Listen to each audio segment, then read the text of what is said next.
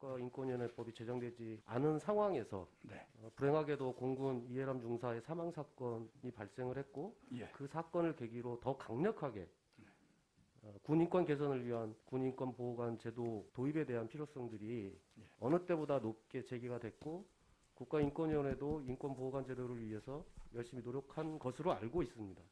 네. 그럼에도 불구하고 좀 아쉬운 점이 있다면 누구보다 군대 내 폭력에 희생된 분들이 군대 내의 진실규명과 이런 수사 과정에 대한 상황에 대해서 절절히 이해하고 있고 그런 측면에서 유가족들의 의견들을 상당히 많이 반영하고 또 들었어야 된다고 생각하는데 예. 혹시 유가족분들하고 네. 이 군인권 보호관 제도와 관련해서 의견을 들으시거나 또는 그 의견을 반영하기 위해서 노력하신 부분이 혹시 계십니까? 군인권 보호관 제도의 도입을 주장하고 있는 시민단체 관계자들 말씀은 사실 어느 정도 폭넓게 들었다고 생각합니다만 대단히 죄송스럽게도 이 자리에 나와 계시는 윤일병 또는 이해람 중사의 부모님들과는 제가 직접 면담을 해서 좀 더 절실한 사연을 들을 기회는 사실은 만들지를 못했습니다. 그래서 네. 위원장님뿐만 아니라 이 인권보호관 제도 개정을 위해서 노력했음에도 불구하고 예. 사실 상당히 유감스러운 거는 이런 유가족분들의 의견을 듣지 않고 이 법을 추진했다고 하는 부분에 대해서 국가인권위원회를 질타할 수밖에 없습니다. 위원장님 그래서 요청을 좀 드리고 싶은 것은 원래 이제 방청하신 분들에게 발언을 드릴 수는 없습니다만 실제 이 법이 제정되기 위해서라도 유가족분들의 의견을 좀 들을 수 있는 기회를 주셨으면 해서 제가 유족분들에게 질문을 좀 드리는 형식으로 답을 좀 들을 수 있도록 요청을 좀 드리겠습니다.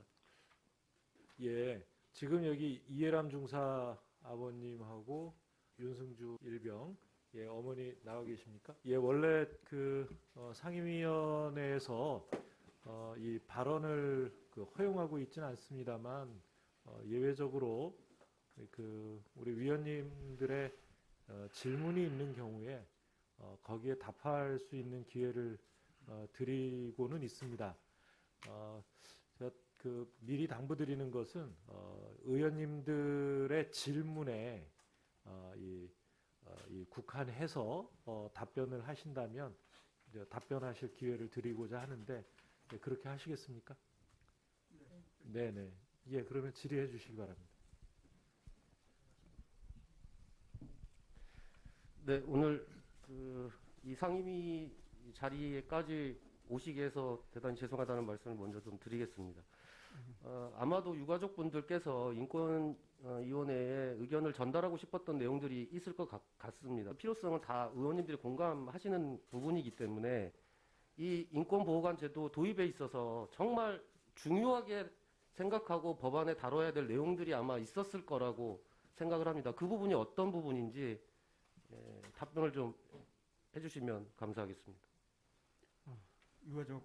저희가 처음 저희 예람이가 사망하고 나서 한 3번 정도가 제가 피눈물을 한번 흘려봤습니다. 아침에 일어나니까 눈을 닦아봤는데 진짜 피눈물이 나와 있더라고요. 대통령님 만나기 전에도 그런 일이 한번 있었고 그래서 이거 우리 예람이가 뭔가 중요하게 말을 하라는 뜻이다 이렇게 생각하고 항상 이런 기회를 기다리고 있었습니다. 오늘 마침 인권위원장님께서 직권으로 우리 이해람 사건을 직권으로 조사를 해라 이렇게 지시를 해주셔서 일단 감사의 말씀 드립니다. 검찰단 그다음에 공군본부 수사관들 누가 하나 찾아온 적이 없었습니다. 검찰단에 브리핑하라는 그런 사람들이 와서는 하는 말이 접점에 안 맞는다, 증거가 없다. 수사관들이 뭐 능력이 없는지 모르겠습니다만은 뭔 거대한 해방 세력이 있는 것 같다 해서 사실은 장관님한테 독대하면서 만나면서 말씀드렸습니다만은 대통령님께 좀 말씀 좀 드려달라. 뭔가 있다. 아니면 저를 좀 만나게 해달라. 이게 바로 이 무엇이냐 하면은 바로 은폐, 부수사 은폐입니다. 부실수사. 만약에 그 황형철 의원님께서 만들어 주신 그 새누리당 때 만들어 주신 그 법안을 이 승주 어머니가 와 계십니다만 윤일병 때 그걸 통과시켰으면 우리 예람이는 또 우리 예람이 이 관 옆에 한 10일 정도 와 있던 그런 그 기억하사. 그 사람도 공군에 대해서 은폐된 사람들이에요. 그런 사람이 안 나타났다니까요, 의원님. 그래서 이 인권보호관 제도가 중요하다고 저는 항상 느끼고 있었어요. 와서 이런 일이 생기고 나서야 군의 문제점이 뭐구나. 군의 조직 문제가 뭐이구나.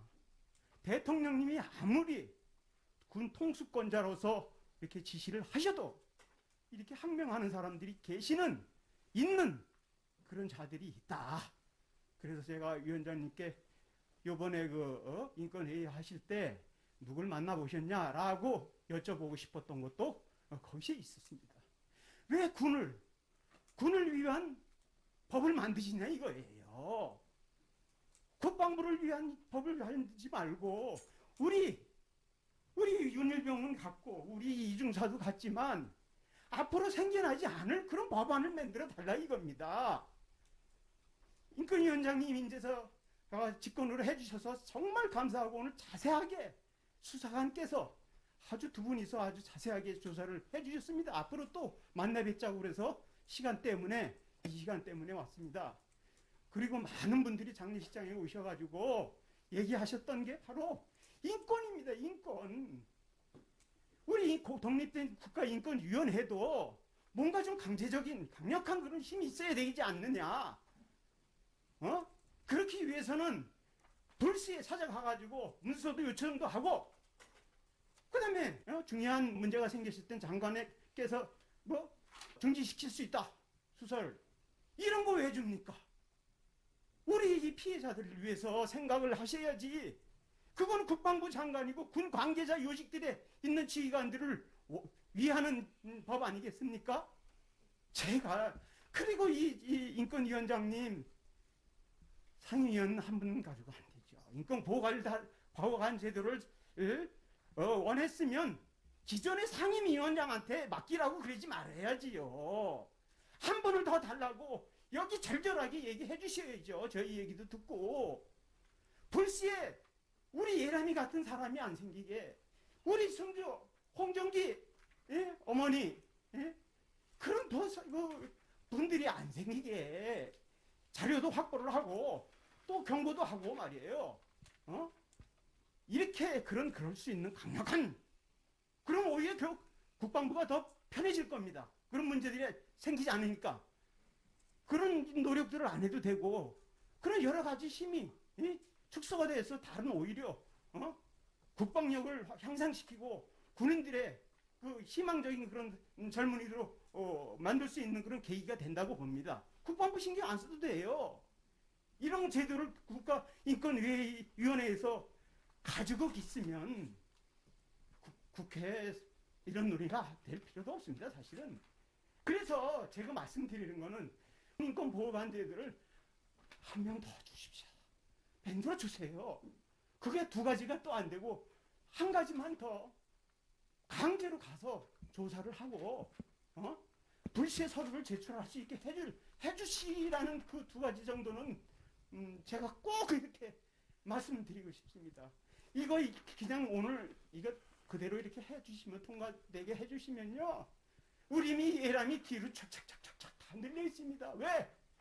지휘관들이 은폐, 문마 보셨죠? 우리 예람이 수사 관계자 했던 사람들 다 불구속 처리된 거 보시죠? 불기소되고. 이 정도 너무 하겠습니다. 길지 않게 말씀. 꼭 좀 의원님들 부탁드리겠습니다. 말씀 감사합니다.